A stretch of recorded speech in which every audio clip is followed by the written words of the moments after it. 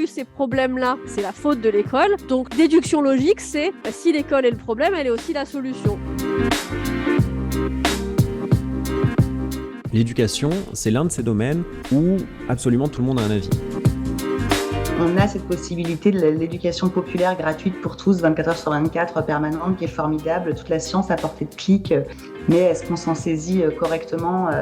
Et pour moi, c'est aussi ça le rôle de l'école et des adultes. Puzzle, un podcast du service recherche de l'INSPE de l'Académie de Lille Hauts-de-France.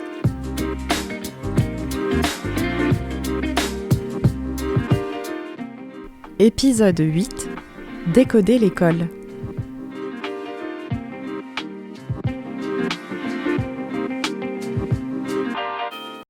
Lors du précédent épisode, nous avons décortiqué le discours en contexte scolaire.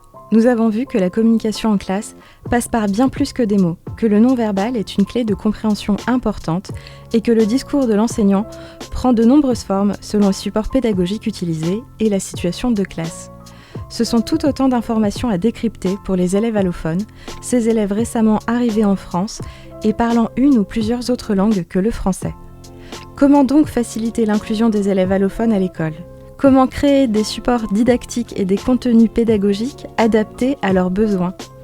C'est ce que nous allons voir dans ce nouvel épisode de Puzzle avec Céline Beaugrand, maîtresse de conférences au laboratoire Savoir, Texte, Langage de l'Université de Lille et enseignante à l'INSPE de l'Académie de Lille Hauts-de-France sur le site de Villeneuve d'Ascq. Spécialisée en sciences du langage et didactique du français langue étrangère et seconde, Céline a été auparavant enseignante de français langue seconde en unité pédagogique pour élèves allophones arrivants, aussi appelée UPE 2A, puis formatrice sur cette thématique dans l'Académie de Lille. Bonjour Céline. Bonjour Mylène.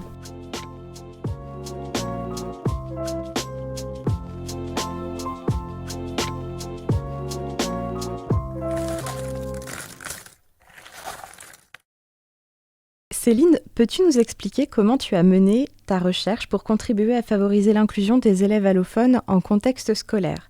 Quels points d'intérêt et quelle méthodologie as-tu suivi ? Alors, la méthodologie a été un peu particulière à mettre en place, puisque effectivement, en étudiant les situations scolaires auxquelles sont confrontés les élèves allophones, il a fallu en fait trouver une méthodologie qui pouvait le mieux répondre à mon objectif. Et donc, j'ai mobilisé des outils méthodologiques au départ issus du français sur objectif spécifique, comme je l'avais évoqué dans l'épisode précédent.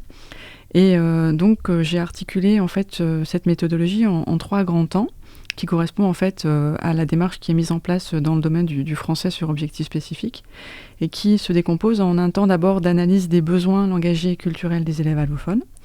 Ensuite, une deuxième phase qui va porter plus particulièrement sur l'observation des situations auxquelles sont confrontés ces élèves. Et puis, dans un troisième temps, un temps d'analyse, de transcription et d'analyse de ces données pour pouvoir ensuite en tirer des objectifs pédagogiques pour les élèves et puis des propositions de support pour faciliter leur inclusion dans les classes ordinaires. Donc ces 3 grands temps, en fait, je les ai mis en place dans 3 disciplines différentes, même 4, puisque j'ai distingué l'histoire et la géographie, les SVT et les mathématiques, et j'ai travaillé dans des classes de 6e, qui correspondent pour moi à un niveau intéressant, parce qu'il est à la fois à la charnière entre la fin du cycle 3 et puis le début du secondaire. Et c'est un moment un peu clé dans la scolarisation des élèves, donc ça me semblait d'autant plus intéressant de l'appréhender pour ces élèves-là. Donc en quelques mots, je vais pas développer trop longtemps avec ces aspects méthodologiques, mais effectivement, dans un premier temps, il fallait déjà pouvoir identifier quels étaient les besoins de ces élèves avant de pouvoir réfléchir finalement à ce qu'on allait développer comme outil. Donc partir des besoins pour y répondre le plus précisément possible. Et donc de ce point de vue-là, j'ai à la fois mené des entretiens avec les enseignants des disciplines concernées pour savoir déjà eux comment ils enseignaient, quelles étaient leurs pratiques, quels outils ils mobilisaient, et puis éventuellement des conseils un peu sur des difficultés qui pouvaient être rencontrées avec des élèves allophones.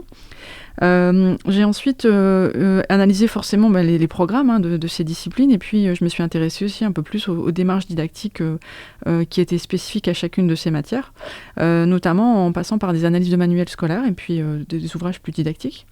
Alors c'était intéressant parce que ça m'a vraiment déjà permis de comprendre quelle était la culture disciplinaire de chacun de ces enseignants, de pouvoir voir comment ils construisaient les connaissances et comment ils rendaient compte finalement de leur métier d'enseignant au prisme de leur discipline.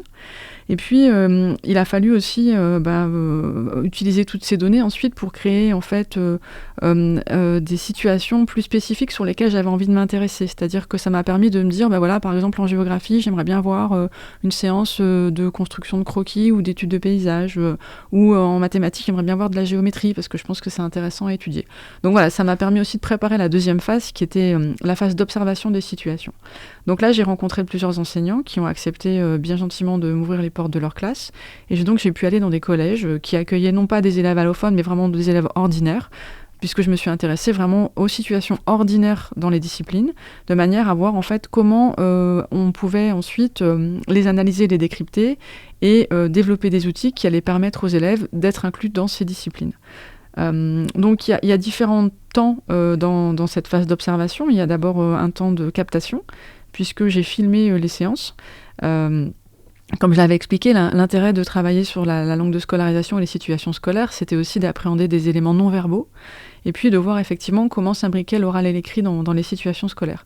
Donc cette captation vidéo, ça m'a permis effectivement de pouvoir appréhender le cours dans toutes ces dimensions. Et puis au-delà de ce que j'ai pu filmer dans la séance, l'idée c'était de pouvoir collecter tout ce qui gravitait autour de cette séance, à la fois en termes de documents utilisés par l'enseignant, de traces écrites sur le tableau, des séances issues des manuels scolaires sur lesquels s'appuyait l'enseignant, aussi les cahiers d'élèves qui constituent aussi un support intéressant, qui constituent en fait un outil sur lequel doit s'appuyer l'élève ensuite pour apprendre ses leçons. Voilà, donc tout ce qui circulait aussi bien à l'oral qu'à l'écrit. Et donc c'est toutes ces données ensuite que j'ai rassemblées et que j'ai analysées. Alors le gros travail, ça a été le travail de retranscription, puisqu'il a fallu retranscrire l'intégralité des 15 séances observées, et puis ensuite pouvoir de réfléchir à un outillage méthodologique qui permettait ensuite de mettre en synergie tous ces éléments et d'en retirer en fait des résultats. Durant les différentes phases de ton projet de recherche, on imagine que tu as mobilisé différentes méthodologies de recherche et collecté de nombreuses données très différentes. Comment as-tu ensuite traité et analysé l'ensemble de ces données pour aboutir à tes résultats ? Oui, ça, c'est effectivement une question très intéressante puisque ça n'a pas été simple. Étant issu des sciences du langage, j'ai effectivement mobilisé des outils qui sont dans mon domaine de recherche, à savoir l'analyse des interactions dans la classe, l'analyse du discours, mais ça n'était pas suffisant pour appréhender ce dont j'ai déjà parlé, c'est-à-dire la dimension plus large des situations scolaires sur le non-verbal ou sur des éléments qui étaient plus dans la relation entre l'oral et l'écrit.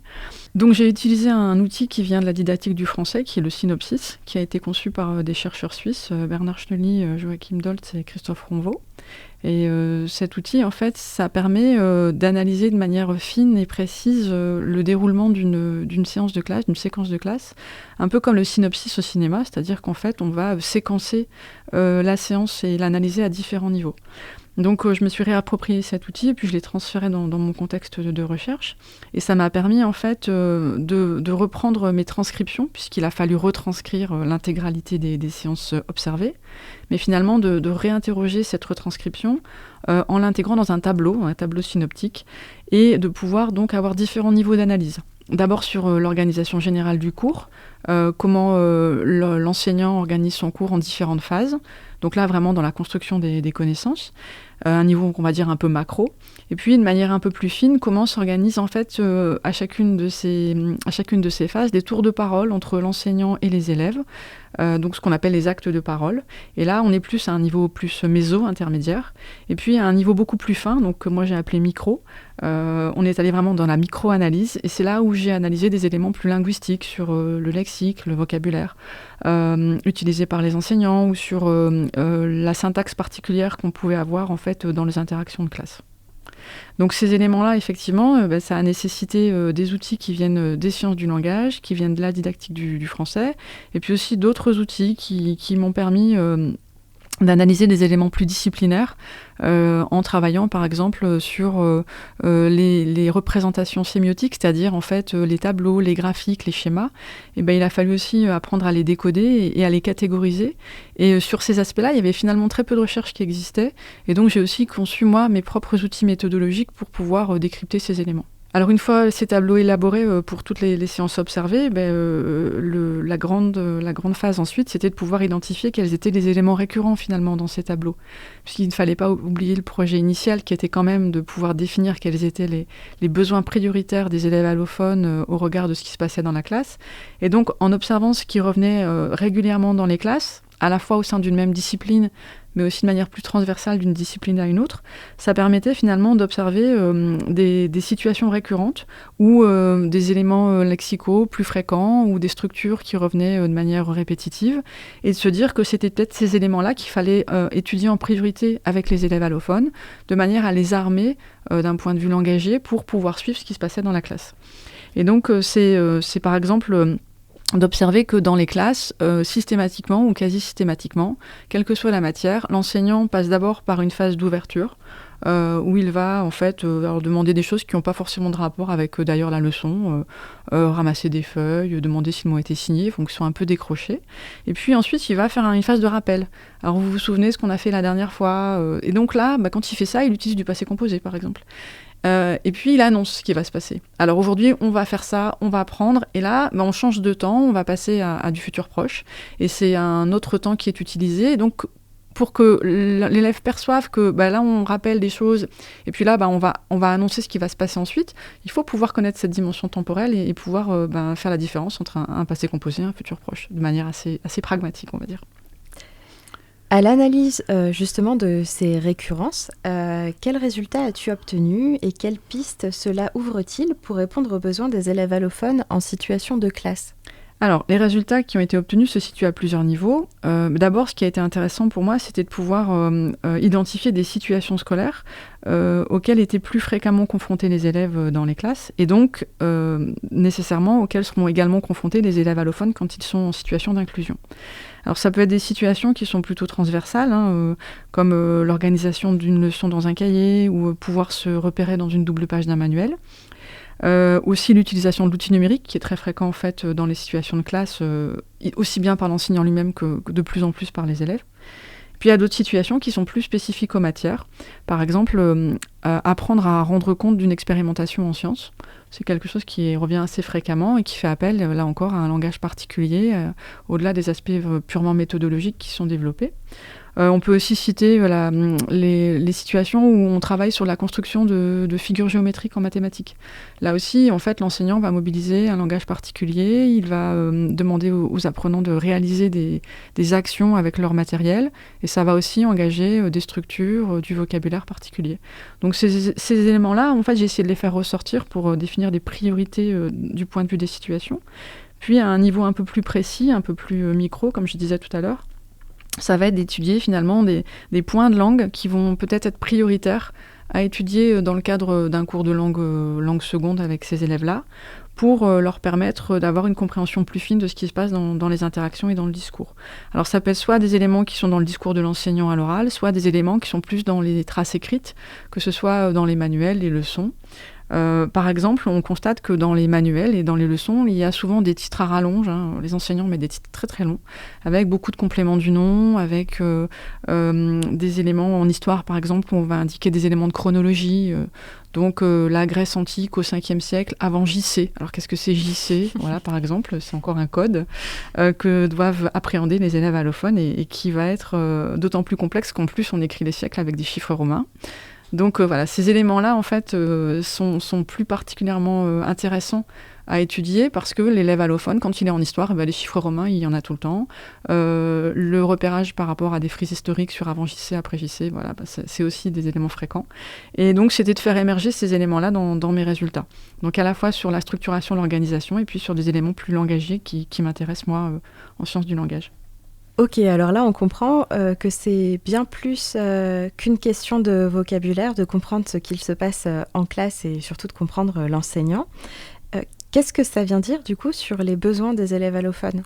Ah oui, tout à fait, Mylène. C'est bien plus une question de vocabulaire et c'est bien ça qui m'intéresse, c'est-à-dire que de dépasser une approche purement lexicale finalement qui permettrait de régler les problèmes de l'inclusion en se limitant à donner des listes de mots spécifiques à chaque discipline.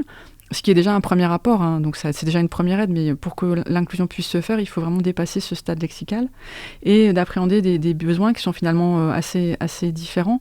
On a parlé des besoins langagiers, puisque forcément, en travaillant sur la langue, on voit bien ce qui peut être mobilisé et ce qui est intéressant de travailler avec les élèves, que ce soit, je parlais des temps verbaux tout à l'heure, les connecteurs pour comprendre la différence entre cause et conséquence, voilà, des éléments qui vont être vraiment liés à la maîtrise de la langue.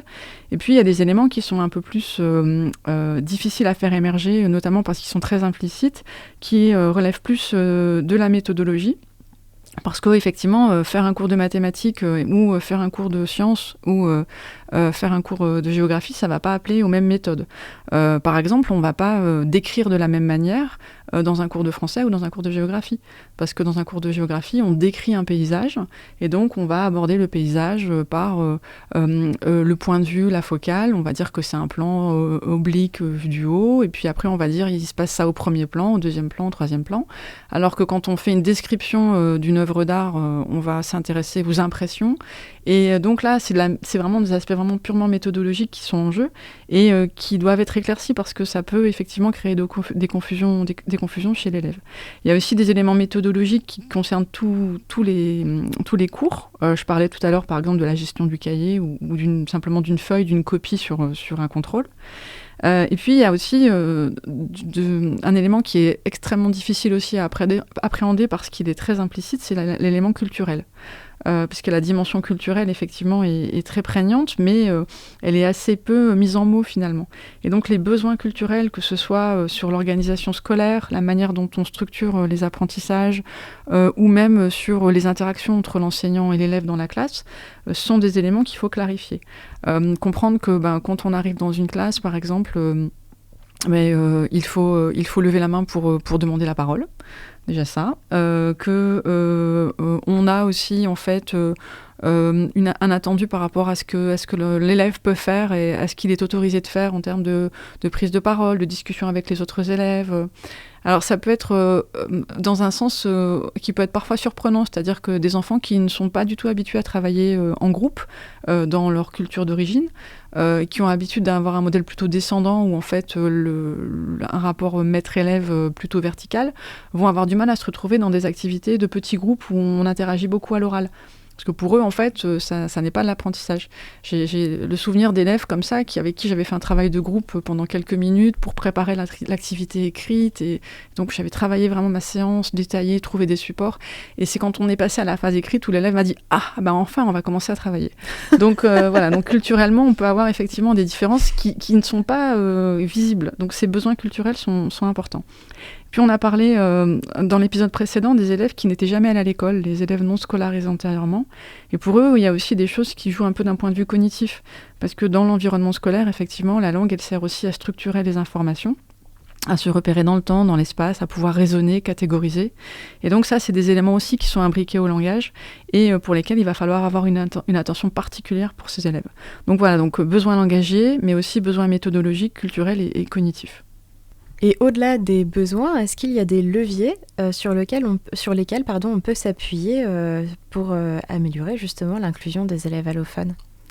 Oui, tout à fait. Ce qui est intéressant, c'est de pouvoir voir que finalement, en fait, dans bien des situations, il y a déjà des compétences qui sont déjà existantes chez ces élèves.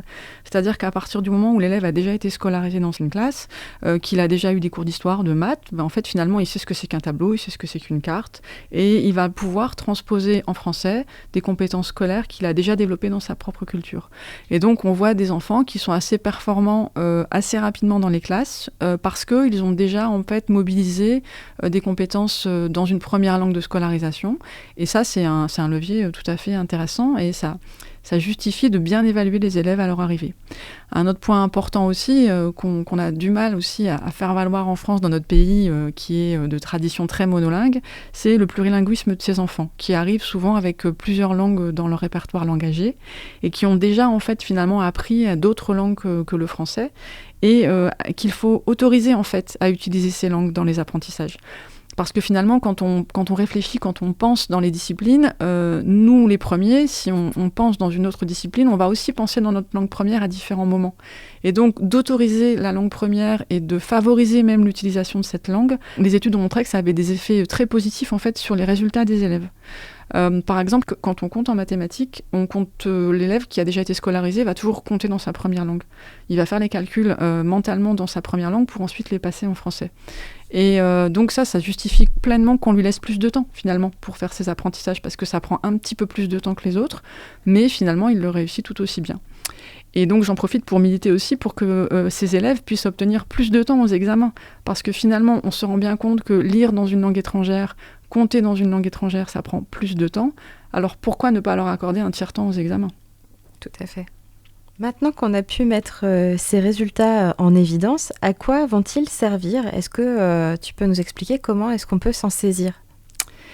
J'espère qu'on peut s'en saisir déjà dans une perspective de formation des enseignants. Donc à la fois les enseignants de classe ordinaire qui incluent ces élèves dans leur discipline, de manière à la fois à ce qu'ils prennent conscience finalement de la complexité des situations scolaires dans lesquelles ces élèves sont inclus, et puis aussi de la dimension langagière en fait propre à chaque discipline. Parce que les profs des disciplines se focalisent sur de la construction de savoirs disciplinaires, ce qui est normal, mais n'appréhendent pas forcément la langue comme un vecteur d'apprentissage et la complexité de cette langue. Donc ça, ce serait un premier levier qui serait intéressant. Et donc on essaye justement de militer sur ces aspects-là. Donc, par exemple, là, je suis allée récemment à l'INSPE de Créteil, qui a mis en place une formation pour les formateurs INSPE, pour justement que les formateurs en maths, en histoire, en géo, puissent déjà eux-mêmes être sensibilisés à cet aspect-là, pour ensuite mieux former les étudiants. Donc ça c'est un aspect qui est intéressant. Un autre aspect aussi qui peut être intéressant, c'est de travailler auprès des enseignants UPE2A, puisque l'objectif de ce travail de recherche, c'était aussi de définir des contenus et des besoins prioritaires de manière à élaborer des supports pour la classe UPE2A, pour que les élèves allophones qui sont suivis dans ces dispositifs puissent bénéficier de cours qui répondent vraiment à leurs besoins urgents et immédiats pour être inclus le plus rapidement possible dans les meilleures conditions.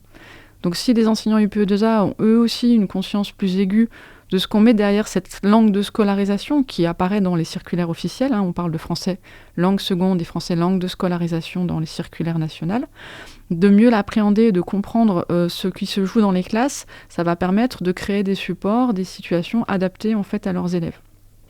Ce qui est intéressant de voir aussi, c'est que finalement, il n'y a pas de recette clé en main, il n'y a pas un support qui va répondre à tous les besoins et il n'y a pas de recette magique.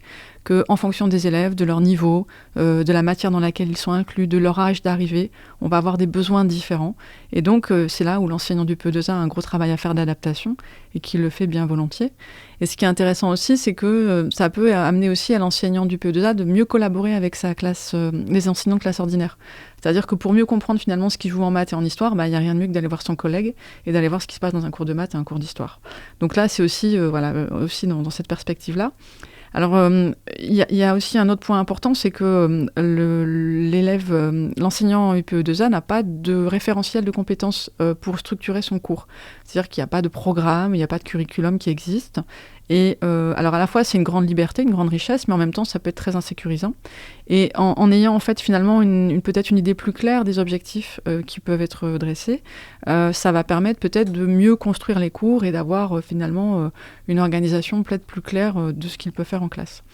Donc concrètement, par exemple, j'ai utilisé ça dans le cadre de ma collaboration avec le CASNAF, puisque j'ai travaillé avec le service du rectorat qui s'occupe de la scolarisation de ses élèves précédemment en tant que formatrice, et je reste en contact régulier avec eux. Et donc on a travaillé sur un référentiel de compétences qui permet en fait de cibler des besoins prioritaires à l'oral et à l'écrit pour faciliter l'inclusion. Bon, ça c'est un exemple assez concret. Alors c'est à toute petite échelle, c'est une toute petite transposition des résultats. Un autre point qui a servi aussi, c'est qu'on a repris en fait cette méthodologie de j'analyse des situations scolaires et j'en tire des outils en créant un groupe de travail avec des enseignants qui travaillent en lycée professionnel. On a réuni en fait des enseignants qui étaient dans les ateliers, dans les métiers du bâtiment et de l'industrie.